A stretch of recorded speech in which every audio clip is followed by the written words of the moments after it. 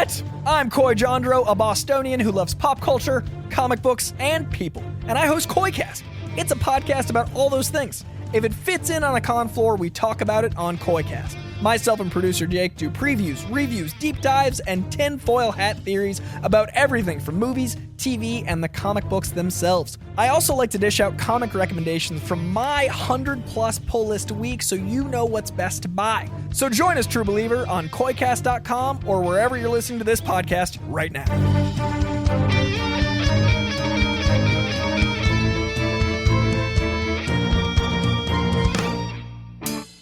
It's the greatest mystery in literary history. A divisive question with highly contested answers. Who was the writer behind the pen name William Shakespeare? Welcome to Don't Quill the Messenger.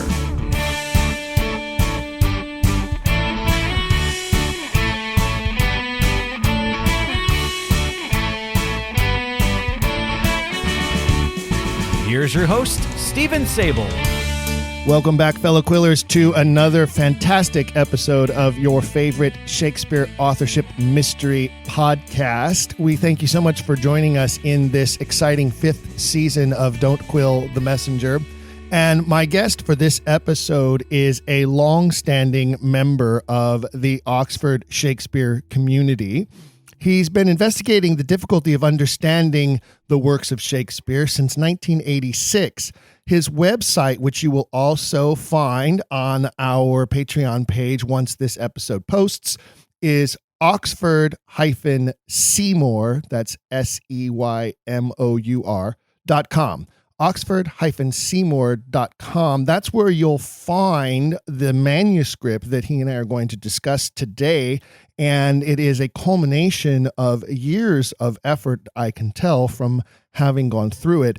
He is a retired businessman who studied English literature for 3 years at Washington State University, Pullman, and 1 year at the University of Washington, Seattle. And his angle is taking statements made by the artist about the work as they appear throughout the canon, and then developing them into what he calls a coherent method of helping to understand the artist. He does get into multiple language aspects of this author's obvious learning and intelligence, and helps to put together some more pieces of the puzzle of this great literary mystery.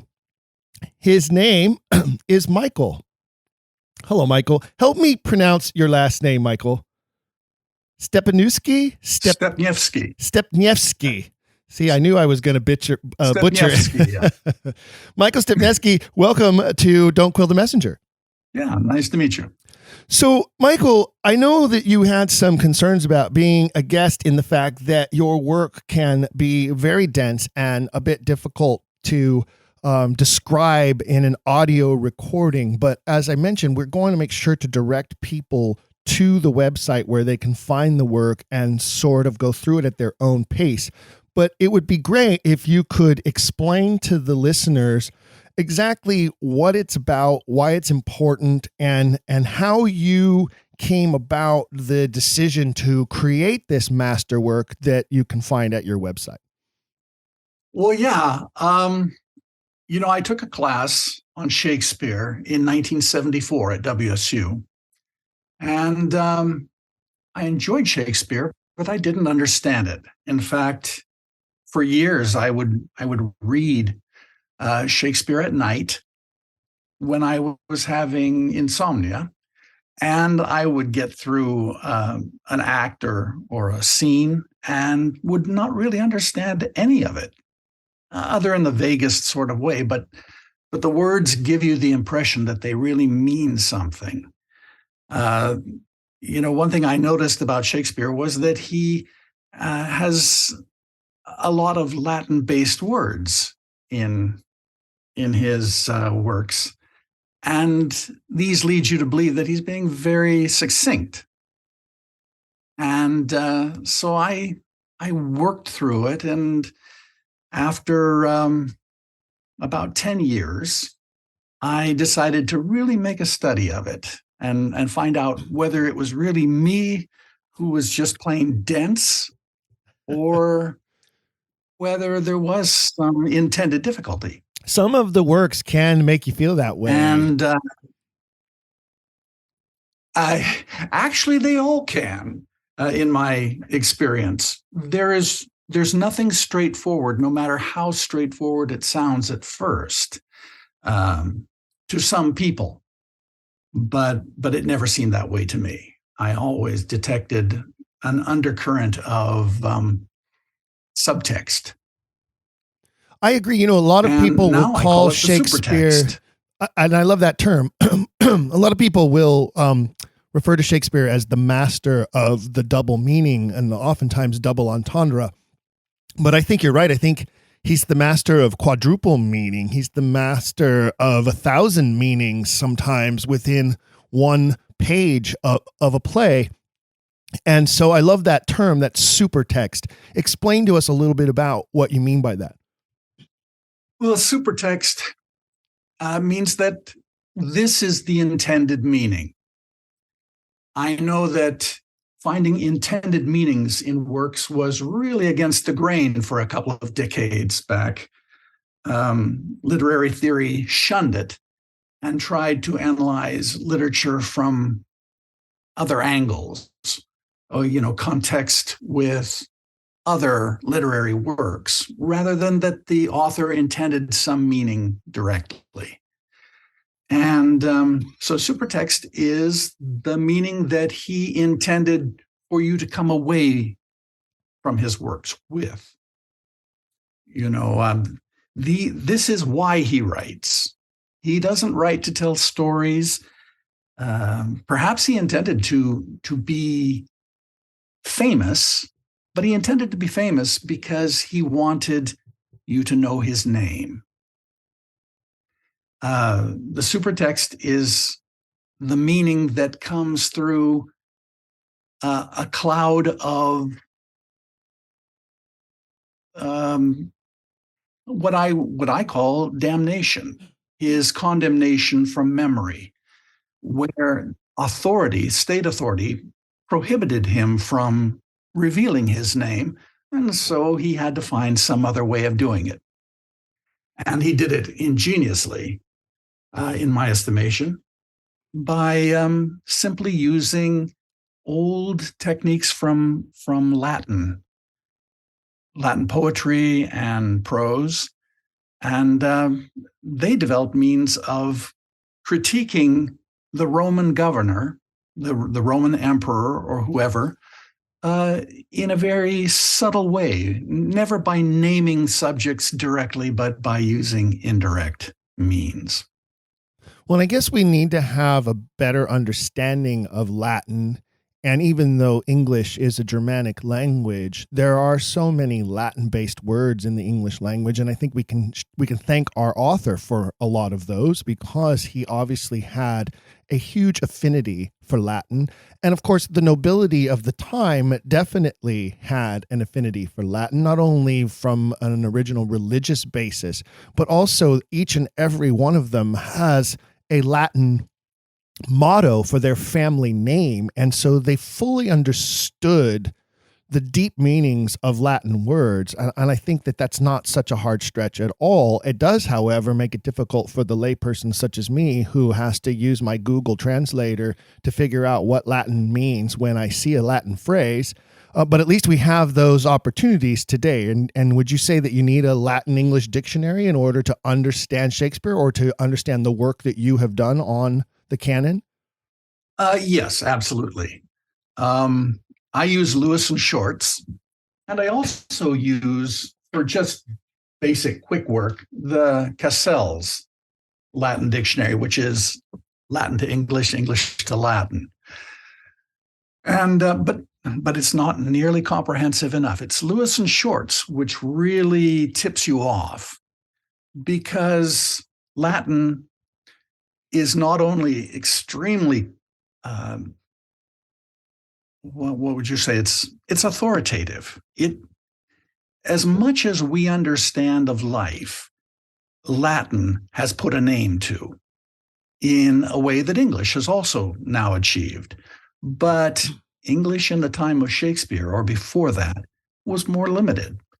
And So he turned to Latin not only to express himself fully, but also to help disguise his meaning. Now, if you go to Lewis and Short's, you'll see that there's polysemy, polysemantics for most words. There's a literary meaning, a literal meaning, and there's also tropical, figurative, transferred meanings. We got a ping there. And it's usually in the tropical sections, the figurative, the metaphorical readings of a word that you'll find the one he's looking for. And it's a bit of a guess what he's aiming at. But as some people have noted, the subject is almost directly or indirectly succession. Royal succession. And so as you're going through the words, you'll soon see that there's one. One will jump out and say, I am the word Shakespeare's looking for. And it will make sense of the sentence in the context of what's happening. Well, it makes sense to me that, Latin, as you say, has such figurative meaning as well as literal meaning. On the literal sense, there's a reason why we still to this day use Latin as the language of the law, as the language of medicine, as the language of science. There are particular reasons why we have never stirred away from those, as you say, very direct, authoritative meanings. But it also makes sense that there's this metaphorical, figurative meaning to the words. And of course, I don't remember if it was Aristotle or Plato, but one of them said that metaphor is the hallmark of genius, right? It's if you can make comparisons that make people see and understand your view, your point, or as I say to actors who are learning a Shakespearean role, the argument of the character, then you have found that stroke of ability to communicate with others on a different level. And I think that's one of the reasons why we love the works so much, is because they paint that mental picture for the audience or the reader of the work. But what you're saying is there's another painting beneath the original, or there's an original painting underneath the mock-up, or however you want to put that. But is that what you're saying? We're trying to find the original brush stroke underneath. Yeah. He does not use metaphor in the way that Spenser would, for example. What he does is he links his tropical meaning to an actual word. So here's a good example. Okay. From Hamlet. Hamlet is speaking with Polonius, and he sees clouds. And as I recall, there was a whale, a weasel, and a camel. Correct. Now, I'm doing this off the top of my head, but a sea creature. Now, he regards himself as a sea creature. He figures himself throughout the works as Oceanus from Greek myth, Okeanos.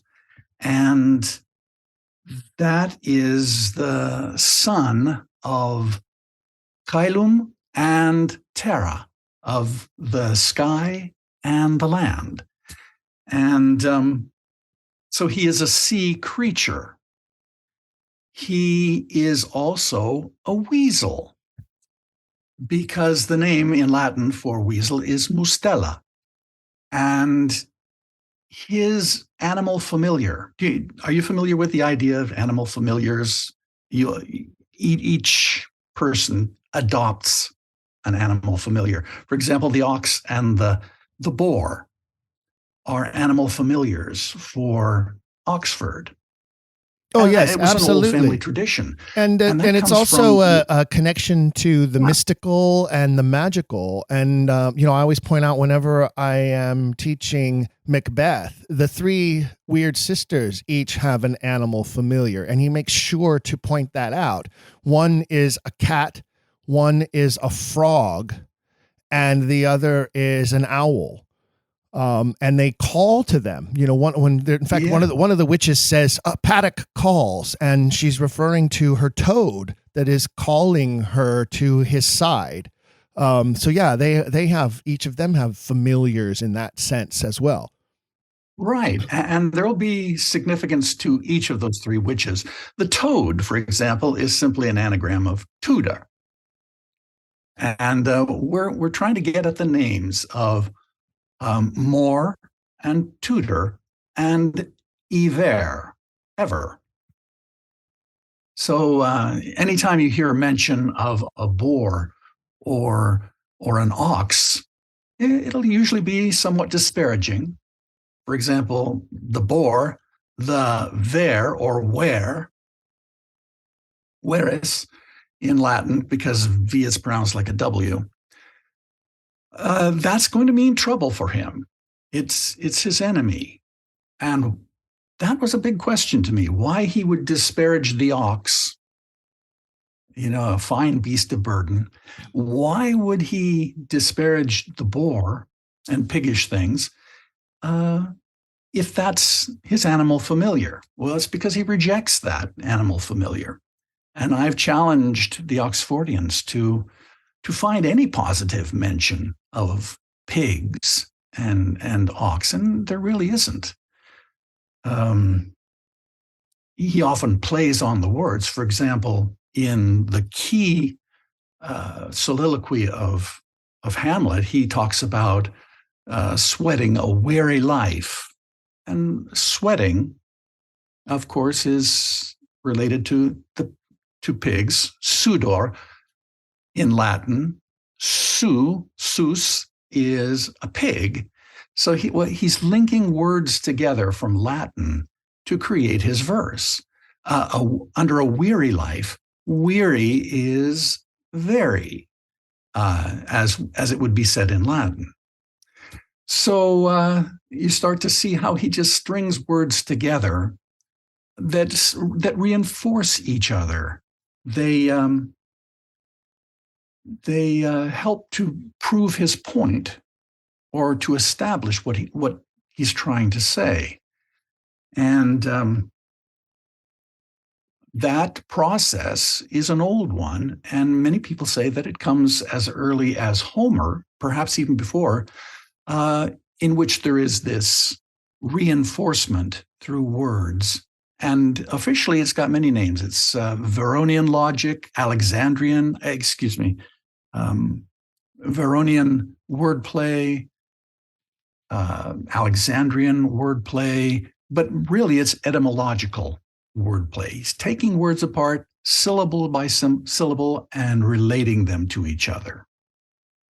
Well, the idea so that if you were not sure that his subject was real, I was going to say the idea that he is hiding clues within the text is not a new one, and it is something that many Oxfordians and other authorship doubters have come upon and have, especially lately, not only dissecting the words themselves, but the placement of words, the choosing of capital letters, the anagrams and numerical codes that can be found in some of the works and in the sonnets and in the first folio, even in the page numbers, for instance. So that's not a new thought. But one of the things that I'm hearing here that I haven't heard a lot of is you're saying that the clues he is leaving are not about his identity as Shakespeare, but about his identity and what you believe he believed his true identity was in the Elizabethan court, in the role of the succession of the Tudor dynasty. Is that what I'm hearing you say? Exactly. Yeah, I think he never imagined, because people alive at that time knew who Shakespeare was. I think many did, especially in the literary community. But they knew him as the Earl of Oxford, and I think it was naturally assumed that he must be Edward de Vere. And what he really wanted us to know was that his identity had been changed in the first months, perhaps first weeks, in Hamlet, he says, ere I was 2 days old at sea. Well, that sea is his Oceanus, his true identity. Little hints like that are scattered entirely through the canon. So he did not want to be remembered as a De Vere. There's nothing De Vere about him. Probably only the most distant relations in his life. And his true relations are through Beaufort, Seymour, Tudor, and so on, but not Yver. So this explains to me then, it under your theory, and if your premise is correct, it would explain to me why he would sign his name Oxenford, as if he's actually making a mockery of the title of Earl of Oxford. Well, possibly. That was one that's always seemed to puzzle me, that why he would use that, why he would refer to himself that way and make sort of a joke out of his main title. Yeah, good question. I haven't been too concerned with that because I believe John De Vere also signed his letters Oxenford. So that's a little bit of a mystery for me. But he couldn't very well sign his names Tudor Seymour. I know that. And yet, the entire canon, and that's what I've been trying to prove, the entire canon nearly is constructed of puns on the names Tudor Seymour. So to go down that road with you, that would then mean, without beating around the bush any further, that you believe that Edward de Vere, as we know him by that name, is actually Edward Tudor Seymour and the son of Thomas Seymour and Elizabeth Tudor. Exactly. That would be what a lot of people out there, and I think just for the listeners to understand, that would be what a lot of people out there call the PT1 theory, the Prince Tudor 1 theory, that Edward himself was a son of Elizabeth and therefore a rightful prince and potential king of England. Yeah. Is that PT1? I believe it is. I haven't paid too much attention. I believe that would be called PT1, and then PT2 would be that Henry Roseley, Earl of Southampton, is the son of Edward and Elizabeth, and also then a prince. And it's something that is played upon in the film Anonymous. And it got a lot of people upset, including many, many Oxfordians who said it's insanity to talk about them both being sons of Elizabeth and the incest that would have to have happened for Henry Roseley to be the son of Elizabeth. And we can't talk about this because we'll all sound like crazy conspiracy theorists. And we're trying so hard to be recognized among the elites in academia. And please don't ever mention that again because it puts a stain on us and makes us look like tin hat wearing weirdos. So don't ever talk about it. But I'm with you. I'm following you. I like the road you're going down right here. Yeah, I was rejected out of hand when I first approached them back around 2010, I suppose. Go figure. And I contacted several. And boy, some of them were outright hostile. And in fact, I've encountered basically that ever since. It doesn't make any sense. If you're really reading the canon closely, it makes most sense that he's playing with words for a reason, that there's a strong political element. His name is forbidden by authority.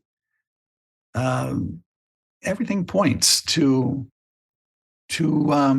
the idea that he has a very protected identity. Well, and let's look at, so I'm following your logic here, and I love this foray into the mystery because now suddenly my brain is going click, click, click, click, click, click, click, and I'm thinking you say that De Vere is actually the misidentification. He himself is a changeling child. He was placed into the De Vere household then and given this name that he has tried to get out from under and has tried to reveal through his works that he is truly a Seymour Tudor and not a De Vere at all. Thus, the ox and the boar are enemies to him, is a word that you used earlier.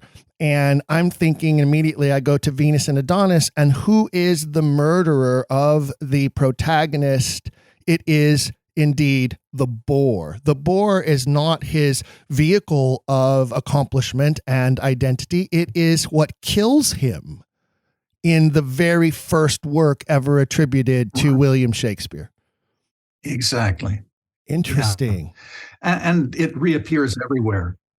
For example, in Othello, the protagonist is the Moor. What he's trying to associate with is Desdemona, and that is actually a name, a symbolic name, a metonym for the daimon, the attendant spirit to day, your origin. And so what he's trying to marry, to blend with, is his identity, his true identity. And Desdemona represents that spirit. Iago represents Santiago, Spanish fellow who drove the Moors from Spain. It all fits together. Oxford never chooses a name that isn't deeply symbolic. Rodrigo, the gull, is not Rodrigo. It's Rodor-ego. It's the ego of Tudor. You get the two oars in Rodor. Mm-hmm. Emilia. Emilia is a rival in Latin from aemulus, someone who emulates another, and so forth. Each name is significant. And he always sets up this Seymour, Moore, Tudor against De Vere construct. How do we know that Iago is meant to represent something swinish? Well, he says right in the beginning, I forget how it goes, but if ever I did say such a thing, abhor me. Usually in the first few lines, he tips his hand and shows you what he's getting at linguistically. I'm sitting here a little bit amazed, and I'm now, like I said, my brain is ticking, and I'm going through the canon in my mind and the different plays and the references that are popping out. And I know that those who are listening must be feeling the same way. And I know one of the things my listeners tell me all the time, they love when guests can connect their theories to the works the way that you just did. And I agree with you. And I have always said that every name has a meaning, and he never chose anything arbitrarily. And I believe that about, and I get criticized all the time when it comes to the punctuation in the first folio. And I believe that the punctuation is stage direction for the actor on how to deliver the lines. I believe that it is like a composition, like a musical composition. He's telling the player how to play the instrument correctly with the punctuation and through the meter and the rhyme. And so I love the fact that you're making these references, these name references, and pointing out the symbolism that is there and the Latin etymology of these words and names that he has created to reveal this secret. Right. Yeah. Once you really start to examine it in the light of Latin roots, you find he's infallible. I know it's been said 1,000 times how infallibly he uses language. That comes from his knowledge of Latin. And I think there could have been not a handful of people living at his time who knew Latin as well as he did. We know that Johannes Sturm, I think was his name, Sturmius, who was a Latin scholar at the time of Oxford. He met on his tour of France. He met Sturmius, and we know that Sturm was very favorably impressed by him and advocated that he be given a very high position in the English cabinet or Privy Council, something to that effect. I have to admit that I'm not that knowledgeable about the details of Oxford's history. I know enough to relate his words to his actual life, but I don't know all the details as some people do. Well, there's been a lot of conjecture that has risen up about the death of his supposed father, John de Vere, and the timing of that death. And some have theorized that the 16th Earl of Oxford was murdered, probably by poison, which would connect to Hamlet and the death of his father. The great poisoner of the English court at that time, everyone knows, was Robert Dudley, the Earl of Leicester. And it would be interesting to think that the reason for that was not necessarily about seizing control of the title and the lands and the money of the Earls of Oxford, but it was more about Elizabeth wanting her son closer by and wanting to have more control over his upbringing and how he was raised. Now, if that were the case, then people would say, but are you saying then that she willingly and knowingly had sex with a son of her own womb and then gave birth to another son that they had together as Henry Roseley, and then did the same thing again, No. put this child into another home and did it again? Well, some people would argue that that's exactly what happened. Yeah. Is that too far-fetched? Yeah, definitely, they're trying to supply the line of succession with the next guy. And, I don't know how much you've read in the work, but I do show the common practice of the Seymours to help out, helping to keep the line of succession relatively pure. And this goes back to John of Gaunt and his son, John Beaufort. And he was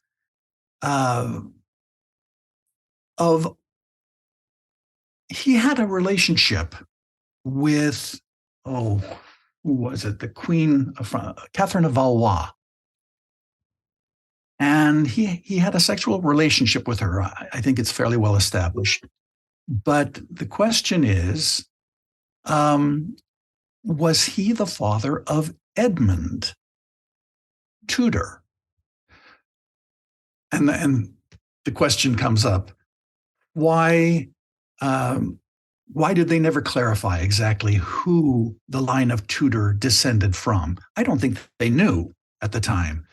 Had no way of really knowing. They do know that Catherine of Valois was having this illicit relationship, and then they married Catherine off to one of her valets. This who was it? One of the Tudors, their early Tudors. And so the actual descent of the Tudor monarchs is unknown to us today. I imagine they probably could figure it out with modern techniques of genealogy, but at the time, it's obviously a question in his own mind, and he brings that point up at several points. I think in Henry the Sixth it comes up, and I can't quote it right now. But anyway, so if it is John Beaufort who is the parent of Edmund Tudor, then in fact, the line that led to the Seymours led to the line of Tudors, and no Tudor was actually involved. It's highly speculative, but it's one way or the other. It's not known beyond that. Well, does that make sense? Yes, it does. And I, I know some of my listeners might be having to rewind and play this section again, which happens a lot. And I get emails from listeners who tell me, I had to listen to that episode 2-3 times because I wanted to truly understand what was going on and what the guest was saying. And now I've gone and found, and I want to remind everyone, you can find Michael's work at his website, which I will give again right here. It is oxford-seymour.com. And again, Seymour is spelled Seymour,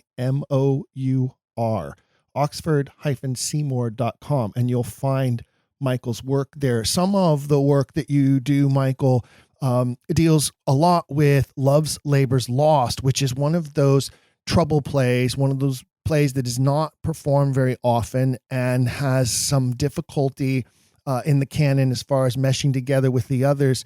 But you propose that there's a reason for the fact that it stands out the way that it does, and that it has more to do with this theory, this idea that Edward de Vere is really Edward Seymour Tudor, and that he is revealing that as much as possible through that play. Tell us a little bit about that. Yeah, it's a difficult play. I enjoyed it a great deal, especially the version that's been done by the Globe Theatre, the live performances that are filmed. And their version of Love's Labour's Lost is outstanding. And I've seen outstanding versions at Ashland and in Seattle. But yes, it's very much a family history, and it aims to set the record straight. I forget off the top of my head. I think it's Act 4, Scene 3, where we find out that Baron is searching for his identity. I think it starts right with the first line of Act 4, Scene 3. He's seeking his identity, and then it bounces around a little bit. I think in Act 4, Scene 2, we find a fun piece between Holofernes and Nathaniel, where they try their hand, or Holofernes in particular tries his hand at extemporizing on the death of a deer. And the deer is a metonym that passes through the entire canon as the deers, deor, the origin being or. And this represents the Tudors. And he talks about the death of two deers. One is an old gray doe, which is, I think without doubt, Lady Jane Grey. She is a gray doe, a gray Tudor. But there's also a 2-year-old pricket. A pricket is a 2-year-old deer that's been killed. And Dull, who probably represents a figure something like Robert Dudley, keeps reminding Holofernes that it is a 2-year deer that he knows for certain was killed. We all know that Jane Grey was killed, but none of us know about a 2-year-old deer that was killed by a princess. That 2-year-old deer is undoubtedly Oxenford, Edward de Vere, Tudor Seymour. And let's see, where I was heading somewhere. I shouldn't digress because I lose my place. It happens to be all the time. Yeah, so the 2-year deer, that's the lag between the birth. I believe it's stated in Romeo and Juliet to be the 31st of July of 1548. but his birthday is not recorded historically until April 12th of 1550. And that lag, those moons lagged, and they show up in King Lear between Edmund and Edgar, you'll recall, is the difference between his number 1 identity and his number 2 identity, De Vere. That's a very interesting concept. So anyways, that talks about the renaming of the deer and how it was demanded by the Gray family. For some reason, the Grays, the Yorkists, exercise some influence on the Crown Tutors. And I don't know why that is. And the last portion was, I think, it might have been Act 5, Scene 1. Yeah, I have to check me on this. Where there is a disagreement between Nathaniel and Holofernes about who is the father of Moth. It's never stated so clearly, but you can infer it from the information that he does give. And Nathaniel is a character who appears from the Bible. Jesus said of him, "Behold, a man in whom there is no guile." And so his name almost implies verus or verus in Latin, that he's truthful. And we often hear of an honest fellow like Francisco in Hamlet. Francisco, who is one of the guards of the castle. His name is Frank, honest, straightforward. As Jesus said, "In whom there is no guile." Holofernes is a general. I think he was a Syrian in the book of Judith. And Judith gets him drunk, seduces him, and then cuts off his head. So immediately you start to see a connection between a general, Thomas Seymour. His father was Lord Admiral of England. You see the connection between Holofernes and Admiral Thomas Seymour. And that suggestion of a beheaded general follows through most of the canon also. And for example, in Hamlet, you find that the father has been poisoned. It's implied that he was poisoned, but there's a great deal of language in there which says his head fell to his feet. Capape. You believe that they're discussing how he was clothed, but no, head to foot, top to toe. There's all these beheading jokes. So that's one of the modes that he works in. He leads you down one path. He leads the censors down one path, and then pulls back and tells you different information entirely. Yeah, well, the literal text says that Claudius poured poison into King Hamlet's ear. In his ear. And that is what we see in the play within the play. Yes. And of course, accounting for wordplay, and one of his most frequent is ear and air. So pouring poison in the air is the idea that he's getting at. Interesting. Well, he does use that as a sort of a metaphor of slander too. To poison the air is to speak slanders, right, about somebody or a character. Yeah. And you mentioned Henry VI, and that is also one of those plays. The big 3-parter, the illustrious 3-part play that is oftentimes understudied, underperformed, and less known, partially because it has three different parts. And oftentimes in production, they will combine the parts together. I've even combined the two parts of Henry IV together to make one play, because audiences have difficulty sitting through 4-hour production or 4.5 to 5 hour production. I can't imagine doing the entire Henry VI trilogy back to back, night after night. It would be an awesome challenge, but I don't know that you would get audiences that would be willing to sit through it, the whole thing. But one of the things that I think you found here is that doesn't just point to this theory that you have been exploring, but it also, I think, directs the reader, the researcher, to Richard III. And here you have what is basically a play that is still dwelling on the Wars of the Roses, the battle between the Lancastrians and the Yorkists.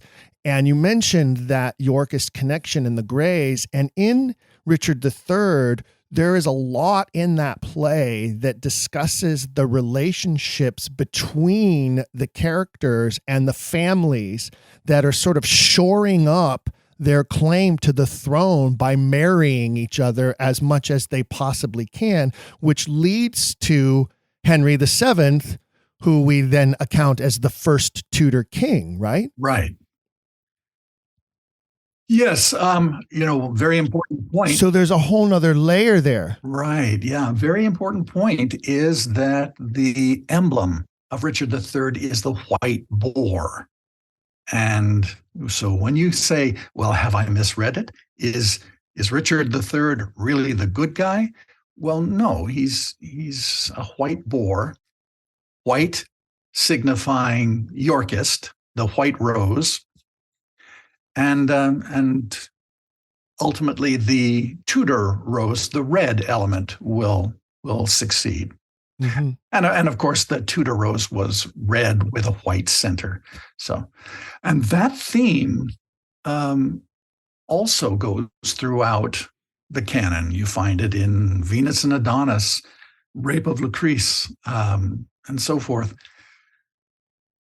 The idea that Thomas Seymour was propounding was that the crown Tudors should always marry into the Suffolk Grey Tudors to kind of diffuse this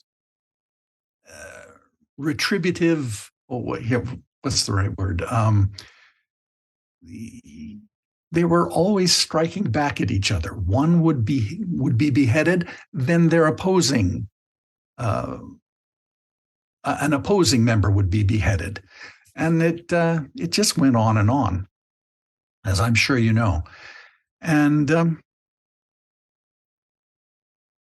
at any rate, well, I think it's super, super important to the world that all of these works are written within. And I think that's something that every super sleuth who is interested in this mystery has to constantly keep in mind, is the history of where we came from, we meaning the English court, the history of the English court, that history of the War of the Roses, which was so monumental and so important to the history of the British crown. And that rivalry between the houses of Lancaster and York, the way that Henry Richmond becomes king and is designated this first Tudor king, but yet had to do so through alliances with some of these very prominent families that had these rivalries, and this goal, it seemed at that time, to try to intermarry to solve the problem. It's almost, Romeo and Juliet-esque. If Romeo and Juliet are allowed to marry, maybe it solves the rivalry between the houses of Montague and Capulet, except it's not allowed to happen, and it ends in great tragedy. And so I see where you're going there. And if this was Seymour's idea, that would make a tremendous amount of sense. But of course, things happened that no one could imagine. No one could imagine that Henry VIII was going to go through so many wives and have those issues. No one could imagine that his son would end up so sickly and have such a short reign, that his daughter Mary would go and become Bloody Mary. And I don't think anyone ever imagined that Elizabeth was ever going to be queen. Yeah, very likely. But that's one of the things that Thomas Seymour kind of precipitated. Of course, it had all happened before. The idea that Richmond was going to marry, was it Margaret Beaufort? Who does she marry? Elizabeth. Excuse me, Queen Elizabeth. Yeah, Elizabeth. There's so many Elizabeths and Margarets involved in that whole history that it gets a little confusing sometimes. Yeah, and Edmonds too. But so Seymour, following an old formula, found that the best way to mollify these different desires for the throne, the envy for the throne, was to marry the two families together, and very much like you say, Romeo and Juliet. And so what he did, he had in his household, which was also the household of Henry VIII's last queen, Catherine Parr, he had within the household Lady Jane Grey and Princess Elizabeth. And Catherine Parr was judged to be the best protector of the young ladies. And Thomas Seymour took advantage of the situation to propose that he could form an alliance between Lady Jane Grey, if she were elevated to accession, if she were allowed to accede to the throne, she would, I think I've got this backwards. Because of Edward VI being on the throne, she could marry him and thereby be solving the problem of who is on the throne, a Crown Tudor or a Suffolk Grey Tudor.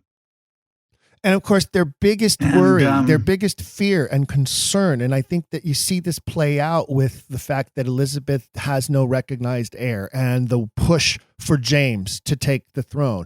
And then what happens later with potential rivals to James that, get sent off to war and die. Their great fear, because they'd just come off of this bloody, terrible history that threatened the demise of the kingdom, is another civil war. They want to avoid civil war at all costs, those who are in power most particularly, because they've built themselves up. They've now got this awesome amount of money and lands and titles, especially the Cecils have played the hand so well. And the greatest fear they have, those who are loyal to that camp, is that a civil war turns the entire country up on end. The threatening nations of France and Spain and others will no longer be able to be kept at bay because of the internal conflict. And we have to constantly realize that is looming over their heads regularly, daily, in their decisions and in how this all plays out. Yeah. Yes, I think you made a good point where you said Elizabeth probably didn't expect to be a queen because, first of all, Edward VI should have survived to a good old age, and he started young. So this could have gone throughout Elizabeth's entire life. And then when John Dudley persuaded Edward VI to change his line of succession to include Lady Jane Grey and her two sisters, Catherine and Mary, before Mary Tudor or Elizabeth Tudor, that really threw a wrench in the whole system for the Crown Tudors. And I believe that it's probably likely that that Thomas Seymour persuaded Elizabeth, or Elizabeth decided on her own that she was going to short circuit this marriage between Edward VI and Lady Jane Grey and produce a child with Thomas Seymour to more or less interpose into the line of succession. So that would credit Elizabeth with a lot of political cunning from a very early age, say 14 or 15. Well, that makes total sense. I mean, look at her. I mean, look, everything we know about her, she was obviously a brilliant mind. And I think one of the reasons why she and Edward had such a strong bond, and I believe they did, and I believe it was a very tumultuous bond, is because they were rivals in genius. I think she was absolutely a genius, and I think he was absolutely a genius. And it both drew them together, but also it, burned them up in so many ways. As Petruchio says about Catherine, where two strong fires do meet, they do consume the very wind that fuels them. I paraphrased the hell out of that just now, but basically the metaphor there is, we're two giant burning flames, and it's like a backdraft fire. You set one on purpose and they consume the fuel so that they can no longer burn. And I think that's what you see here between Edward and Elizabeth throughout their relationship. Regardless of whether you believe Edward is Shakespeare or not, I believe that it's true that these two human beings had a remarkable connection that was as fiery as can be. Yeah, that does seem to show, doesn't it? Yeah. I would like to say that I don't regard my work as speculative, not as speculative as some people seem to think. Every line, I've been through the whole thing several times. Every line is easily manipulated into some discussion of succession. And everything that I speak of is supportable, fairly obviously, in the canon somewhere. So it's not like I'm theorizing history out of an empty bag. It's all there. His corpus, his body, as he says in the sonnets, lies in his, or his name lies where his body lies. And his body is the corpus, the body of work that he does. I have to say that I'm disturbed. It's sad to me that I'm not even surprised, but just further disturbed by the fact that you've shared that the reception to your work by those, and I like to call them the high priests of Oxfordianism, has been, as you stated earlier, downright hostile at times. And the thing that upsets me the most about it is the precept here is the same for many Oxfordians that I know, who believe that the key is to recognizing Shakespeare as a classicist, in recognizing that Edward de Vere had this strong upbringing and education in Latin, that he had access to learning and books and the writings of some of the great masters, as you mentioned in your work, masters like Varro and Virgil and obviously Ovid. And you mentioned Prudentius, which is a new one that I hadn't heard for a while. There are those out there in the Oxfordian elites who are big, strong proponents of Oxford's learning in Greek and the Greek masters. And it seems to me like they should be willing to at least open their minds to reading your research and looking into what you're connecting there, even if they disagree with the outcome.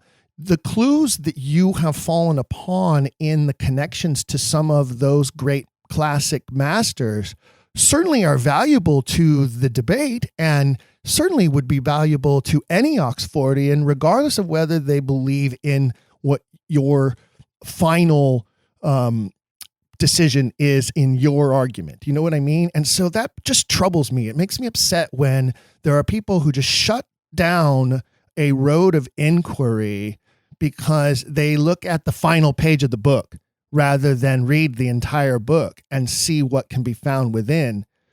before getting to the end. And that upsets me about Right. Oxfordians, because it makes Oxfordians no better than Stratfordians.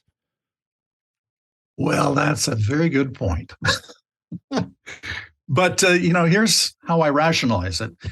Many of these guys have, many of these writers, a lot of women nowadays are involved, have thought of brilliant ideas. They've written very fine essays, written very fine books.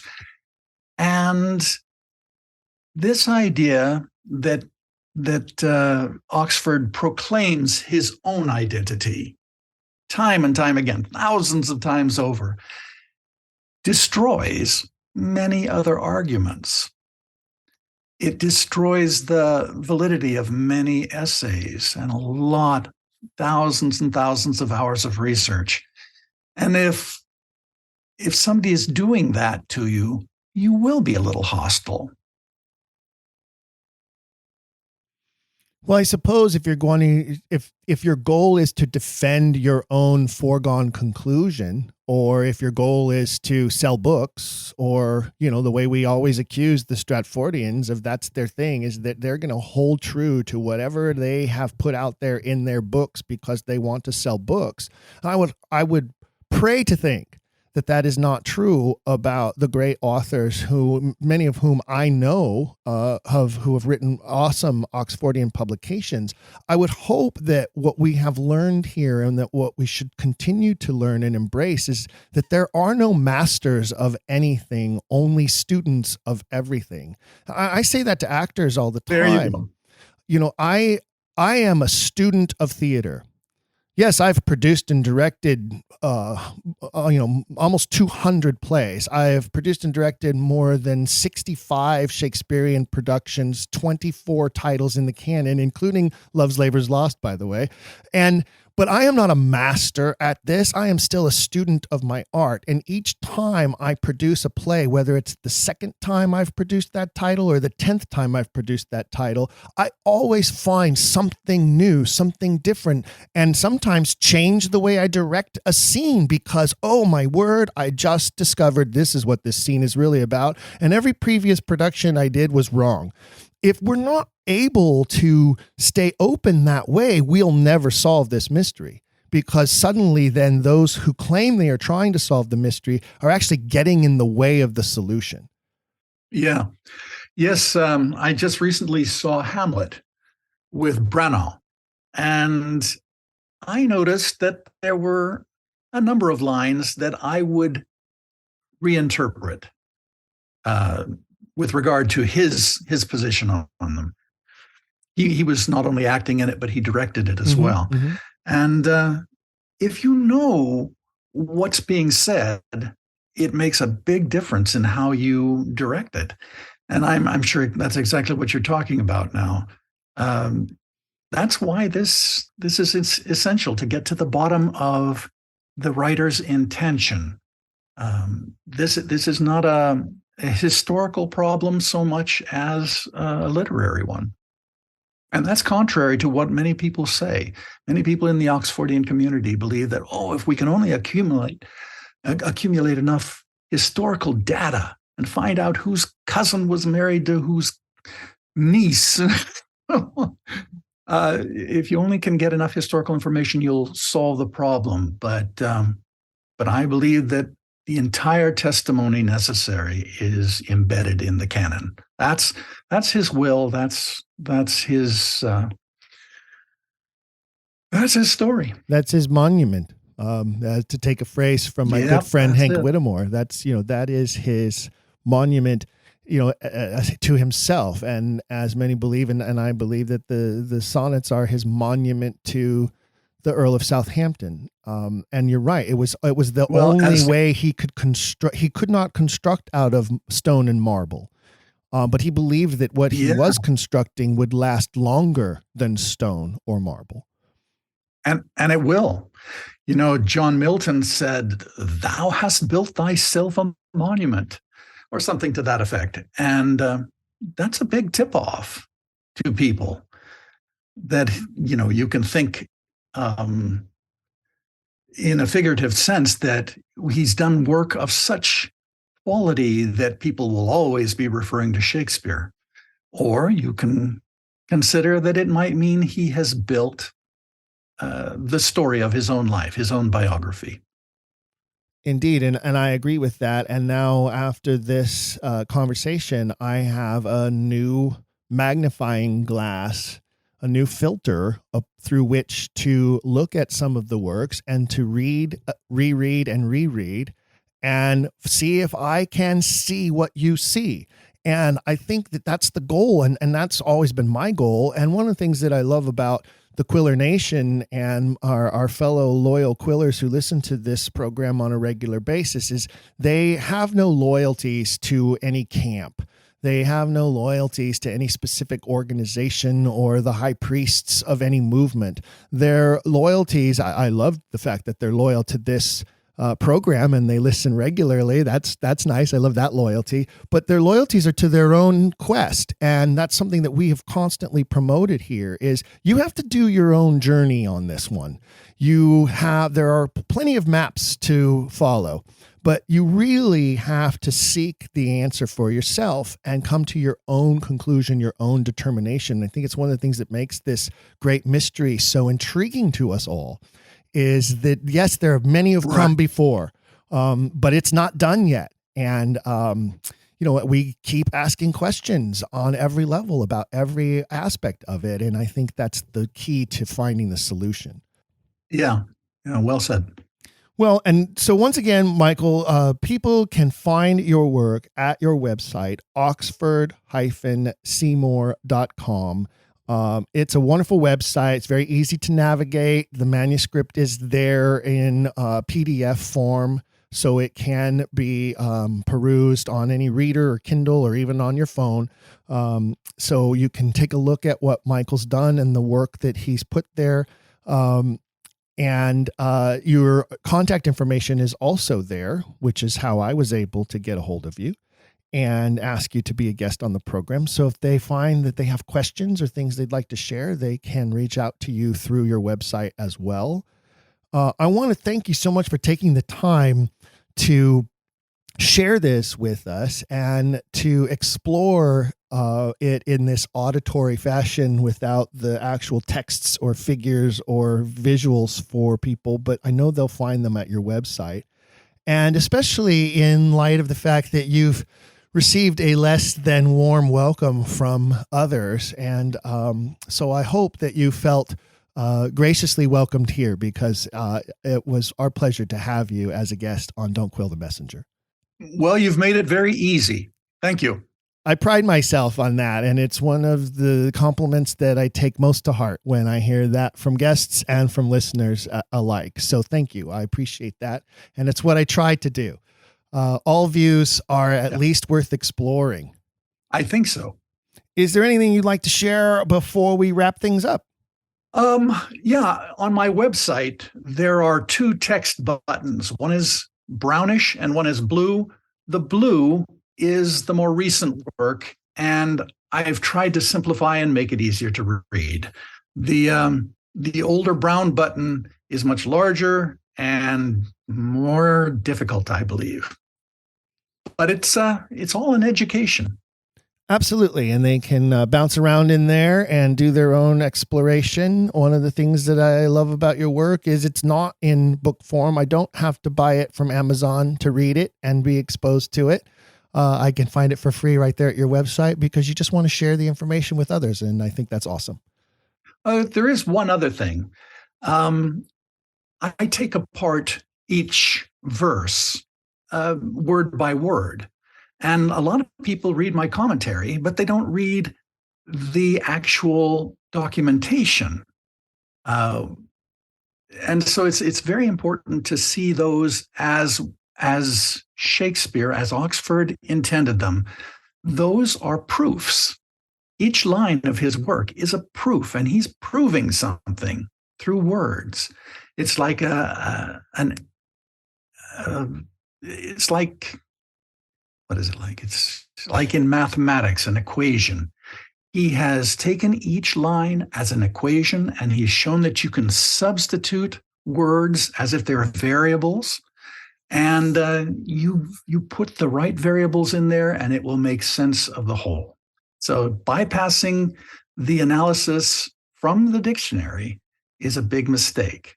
My commentary is much less important than the actual definition or definitions as you find them in dictionaries. That's a great tip, and I'm glad that you shared that, because it is something that I found as I was going through, that I had to remind myself to not just push on, but to actually take a look at those word meanings and the etymology of the words, and remembering that that's your whole point, is that these layers are deep, and you have to understand the mind that created the layers in order to understand the layers. And if you keep going back to that classicist education and I think super affinity for the greats, the great masters, is there and demonstrated there regularly. And I think if you keep thinking about those Latin word plays, and it's not just Latin, and you point that out in your work as well, that there's, more than just Latin there. And we've had other guests who have said the same thing, that you have to understand this man's brain's ability to comprehend and think in multiple languages at the same time while he's writing. And, that's super genius. It is. And we just have to realize that as we're analyzing the work. And I'm grateful to you for doing what you have done to help him reverse, as you have pointed out also in your work. The Romans called it damnatio memoriae, right? The damnation of memory. Condemnation of memory. Yeah. I think that's because quite simply, there's something rotten in the state of Denmark. And that is just a joke, that there is some rotted, rotat, which means to revolve or twist something around, something versus, something rotated in the state of the Tudor Seymours, Danomarchy. So everything is a pun. I love that. And regardless, again, just touching one final time, regardless of whether I come to the same determination you come to with regards to what Edward is revealing in his works, I think we all can agree that he is trying to tell us all the truth, and that it is in there in the work. And we need to continue to focus on the work, word by word, line by line, letter by letter, in order to solve this mystery. He gives us the answers. They're there. We just have to determine exactly what they are. Yep. In closing, fellow Quillers, I want to thank you once again for making us one of your favorite podcasts. Reminder, if you haven't already, please venture forth to your streaming location and offer a rating or a review, or both if you can. Just take a few minutes, give us those 5 stars, give us a few quotes, a few lines, so that we can rise up in the charts and be found by others who may be interested in joining our Quiller Nation and getting involved in this great literary mystery. I want to remind you that you can find links to more information about Michael and his work at our Patreon page. Remember, on the Patreon page, there is a social media feed there where we post information, and we will post a link to Michael's information and his website there for you to find. But you can also find other information about past guests and links to their information, as well as information about future episodes. So it is a great place to stay informed about all things Quiller. So don't forget, if you don't know how to get to the Patreon page, you can access it with the little red button right on the homepage of the website, don'tquillthepodcast.com, don'tquillthepodcast.com. You can also access the Quiller Swag Shop right there from that page. And if you have an item that you would like to have, or that you're interested in owning that you don't see there, send us an email and I will pressure producer Jake to create such an item if possible. Sometimes it's about having supply availability. Sometimes it's literally about the cost of the item would just be prohibitive to offer it to our listeners because it'd be above the price point that usually works. But if you have something that you're interested in that you'd like to have, make sure that you visit the swag shop and shoot us an email and let us know. Contact at don'tquillthepodcast.com. Contact at don'tquillthepodcast.com. Don't forget that by being a Patreon patron at the right level, you are entered into our monthly Quiller of the Month raffle. And this month's winner is John Foss, who gets to go into that swag shop and select a free item. That is your reward for being Quiller of the Month. And of course, our quillers at the highest levels also receive bonus items as well. And you can find all that information at the Patreon page where you look at the different levels available for supporting the program. I want to also remind you that if you want to send me information about a future guest, a topic that you would like us to cover, a bonus feature that you would like to suggest, we love to get your comments, suggestions, and requests. Contact at don'tquillthepodcast.com. And until next time, Quiller Nation, say it with me out loud so that those who are near you can hear you. Keep asking questions. If you've enjoyed today's episode, please leave a rating and review in your podcast player. For even more, visit our website, don'tquillthepodcast.com. There you can find official merchandise in our shop, as well as a link to our Patreon. This show is made possible by people like you. We hope you'll consider showing your support by becoming a monthly patron, where you'll receive bonus material and tons of exclusive perks. You can also join in the conversation on our Discord and by following us at Don't Quill the Pod on all social media. All of this can be found at don'tquillthepodcast.com. don'tquillthepodcast.com.